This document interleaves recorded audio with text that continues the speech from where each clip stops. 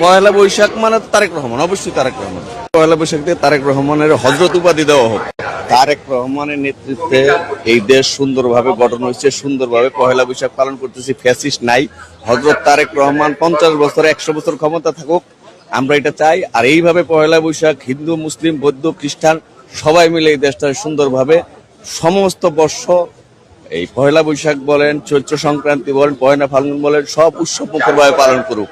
আমরা চাই তারেক রহমান যেভাবে এইভাবে সুন্দরভাবে খোলা পরিবেশে মানুষকে উৎসব পালন করতে দিছে, আমার মনে হয় এই আগামী 500 বছরও এই রেকর্ড কেউ ভাঙতে পারবে না, যেভাবে বাঁধ ভাঙার ঢল শুরু হয়েছে। ঠিক আছে, এটাই হলো আমরা বলতে চাই পয়লা বৈশাখ দিয়ে তারেক রহমানের হযরত উপাধি দেওয়া হোক। উনি এত সুন্দর আয়োজন করছে, এই আয়োজনের মতো আর আয়োজন হয় না। এই পয়লা বৈশাখ মানে তারেক রহমান, অবশ্যই তারেক রহমান। এত সুন্দর আয়োজন ব্যবস্থা করছে, কোনো হাউ নাই কাউ নাই, সম্প্রীতির বন্ধন, সবারই নিয়ে একসাথে দেশটা চালাইতেছে।